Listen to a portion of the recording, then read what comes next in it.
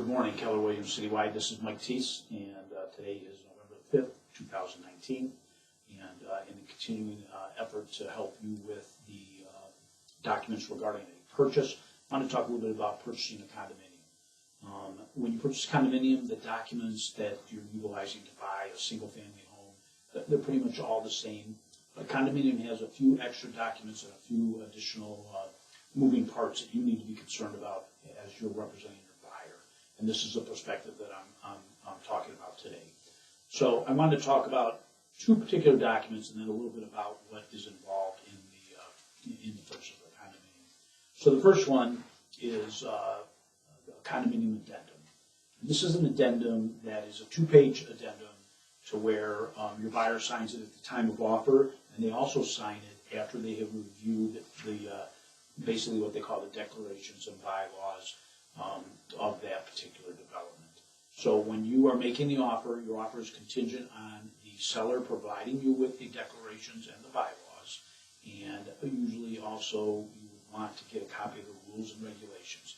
The declarations and bylaws are going to be very legalese. They were drawn up at the time of the creation of the condominium.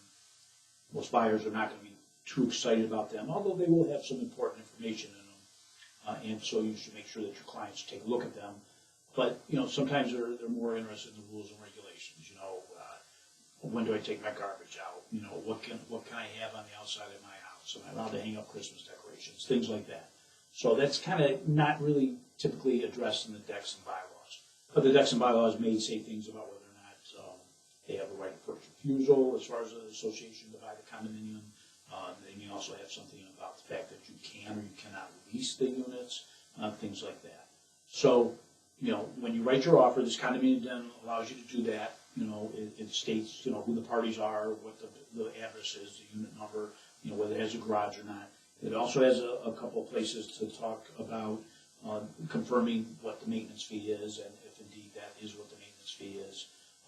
So that is what the condominium addendum is about. I'm not giving it the full detail, and you need to take a look at it. There's only a few places to fill in, and quite frankly, another important question is that the seller is warranting that there are no additional fees, proposed or voted assessments, or maintenance fee increases except for, and then the seller would fill out a note that none. Oh, yeah, we just had a meeting, and the fees are going up $30 a unit. If you look at page 2, it talks a little bit on this document about that the buyer agrees to consult with the association and to inspect and make diligent inquiry about all aspects of the property, its conditions and systems, the condominium development, its management and operations. This includes, without limitation, the decks and bylaws, professional management board association meeting minutes, fees, expenses, adequacy of reserve funds, budgets, rules, and regulations, including those relating to pets and all use and occupancy. So, you also need to be very specific, that you're asking for those other items. In particular, the budget of the current year, if we're getting down towards the end of the year like we are at the time of this video, do they have a budget together for 2019? And then what kind of reserves do they have? Are they in a strong position to where when they have necessary replacements of roofs, concrete, garage doors, siding, for instance, do they have that money squirreled away that they're not going to come to your buyer and say, hey, we've got to replace this roof and we need $4,000 and we're going to have to assess you. So, these are the things that are a little bit different than buying a single-family home, okay? So that's condominium addendum. We kind of have a tandem document that's very similar. It's called the Condominium Cluster Home or Planned Unit Development Information. And this really asks for the seller, once again, to provide you with information about who is the management company, who's the contact person, what is their phone number, who's the association president, their telephone number, and then it asks a series of questions that the seller is filling out. Your buyer is signing it and then presenting it, and it's questions like, what is the monthly maintenance fee again? But it talks about, are there any potential lawsuits that they know about? It talks once again about, do they know anything about any future increased fees? Is there a right of first refusal? So what a right of first refusal would be is, believe it or not, there are some condominium associations that have the right to buy the condominium unit if your buyer is buying it, they have the right to look at it and decide whether or not they want to buy it. Very, very, very rarely exercised. I've only seen that a few times in my 20 plus years, and so typically, many condos, there are a few that do run credit checks and background checks on people before they okay the deal, but that's few and far between. So most places, most condominium management associations aren't interested in being in the real estate business, but you do need to know that because they do need to sign off on that. So in reality, these forms are in some way a little bit of a duplicate, but I just think it's a best practice to just give them both to them and just really cover all your bases when you're representing the buyer. So once again, just to summarize, 2 additional documents.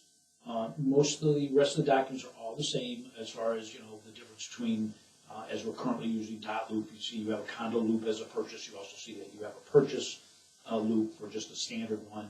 So pretty much the same, but you just have this extra due diligence that you need to make sure that you do so that you represent your buyer correctly. You don't want to be in a position where you miss things and they move in and everything is great, and then they get a letter that they have an assessment or something that was represented incorrectly. For instance, it's very important to know what's included in the maintenance fee, and so these are things that you need to help your buyer determine so that they're totally comfortable with what they're buying.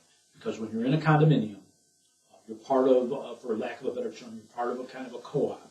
And so you have bought into following the rules, regulations, and the vote of the majority of what they want to do. And if they vote something that you don't agree with, it's tough.